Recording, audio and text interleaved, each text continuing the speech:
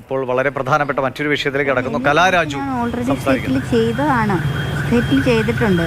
പിന്നെ ഇനി അതിനെക്കുറിച്ച് പറയേണ്ട ആവശ്യമില്ല. അതല്ലല്ലോ നമ്മുടെ ആവശ്യം. എന്നെ ജനമധ്യത്തിൽ എൻ്റെ വസ്ത്രാക്ഷേപം നടത്തി എന്നെ ഇത്രയും മൃഗീയമായി ഉപദ്രവിച്ചതിനെതിരെയാണ് എനിക്ക് പരാതിയുള്ളത്. എനിക്ക് സാമ്പത്തികമായിട്ട് എനിക്ക് പരാതിയില്ല.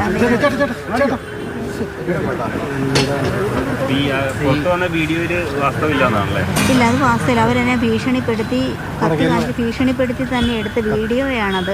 മക്കൾ പുറത്തുണ്ട്, അവർ ഞങ്ങളുടെ കസ്റ്റഡിയിലാണ്, അവരെ കൊന്നു കളയുമെന്ന് പറഞ്ഞ് എടുത്ത വീഡിയോയാണത്. എനിക്കറിയാമായിരുന്നു അവരത് ചെയ്യുമെന്ന് എനിക്കറിയായിരുന്നു. ഞാൻ ഒറ്റയ്ക്കാണ് ഉള്ളിലുണ്ടായിരുന്നു. എൻ്റെ മക്കൾ പുറത്ത് രണ്ടുപേരും എവിടെയാണെന്ന് എനിക്കറിയില്ലായിരുന്നു. ഈ നഗരസഭാ കൗൺസിലിന്റെ മുമ്പിൽ സംഘർഷത്തിനിടയിൽ നിന്ന് പിടിച്ചുകൊണ്ടുപോകുന്ന ഈ പാർട്ടി ഓഫീസിലേക്കാണ്, ഈ വീഡിയോ ചിത്രീകരിക്കുന്ന ഈ പാർട്ടി ഓഫീസിലേക്കാണ് കൊണ്ടുപോയത്. അതെ, പാർട്ടി ഓഫീസിലേക്കാണ് കൊണ്ടുപോയത്. അപ്പോൾ കത്തി കാണിച്ച് അവിടെ വെച്ച് ഭീഷണിപ്പെടുത്തി. അതെ, കത്തി കാണിച്ച് അവിടെ വെച്ച് ഭീഷണിപ്പെടുത്തി.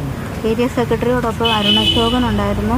ഏരിയ കമ്മിറ്റി അംഗമായിട്ടുള്ള അരുണശോകനാണോ കത്തി കാണിച്ചത്? വിജയ് രഘു. ആരാ കത്തി കാണിച്ചത്? വിജയ് രഘു.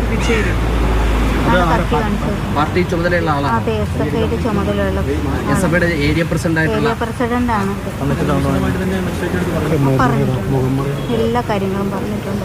കൂത്താട്ടുകുളത്തേക്ക് പോകുമോ? ജീവന് ഭീഷണിയുണ്ട്. അവര് കൂത്തറളത്ത് അന്ന് തന്നെ എന്നോട് പറഞ്ഞിരുന്നു, നിന്നെ മക്കളെ ഇനി ഞാൻ കൂത്താട്ടുകുളം മണ്ണ് കാല് വിട്ടിട്ടില്ല എന്ന്. അവരുടെ ഭീഷണിയുണ്ട്, എനിക്ക് ജീവന് ഭീഷണിയുണ്ട്.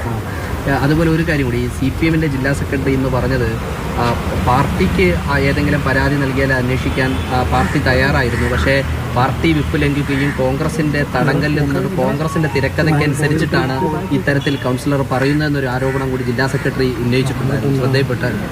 ഇത്രയും പൊതുജനങ്ങളുടെ മധ്യത്ത് നേരിട്ട് നടന്ന സംഭവമല്ലേ, അതിനി ആരോടെങ്കിലും ഞാൻ പ്രത്യേകിച്ച് വിശദീകരിക്കണോ?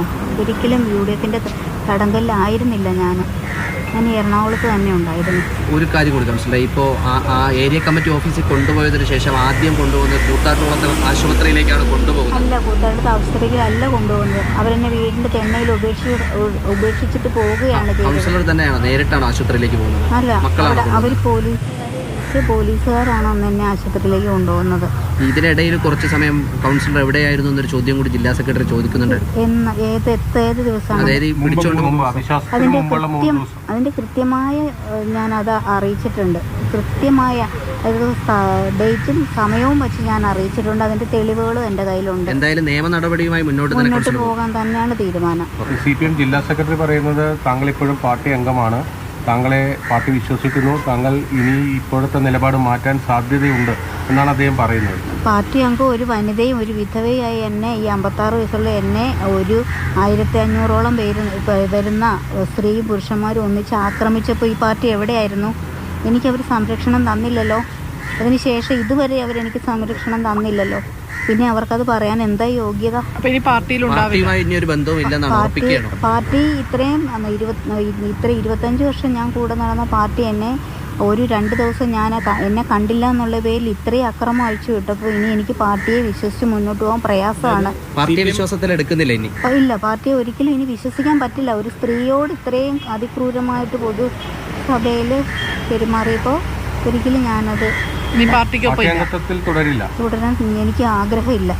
ഈ മേൽ നേതൃത്വം സംസ്ഥാന ഘടകം അടക്കമുള്ള സ്ഥലങ്ങളിൽ പരാതി എന്തെങ്കിലും കൊടുത്തിരുന്നു ഈ ജില്ലാ നേതൃത്വത്തിനെതിരെ? കൊടുത്തിട്ടുണ്ടായിരുന്നു. അതുകൊണ്ടുണ്ട്, സ്റ്റേറ്റ് കമ്മിറ്റിയിൽ വരെ പരാതി കൊടുത്താണ്. UDFന്റെ ഒപ്പം ചേർന്ന് പ്രവർത്തിക്കാനാണോ ആലോചിക്കുന്നത്? അതൊന്നും തീരുമാനിച്ചിട്ടില്ല. രാഷ്ട്രീയ നിലപാടിനെ പറ്റി ഞാനൊന്നും ഇപ്പൊ തീരുമാനിച്ചിട്ടില്ല.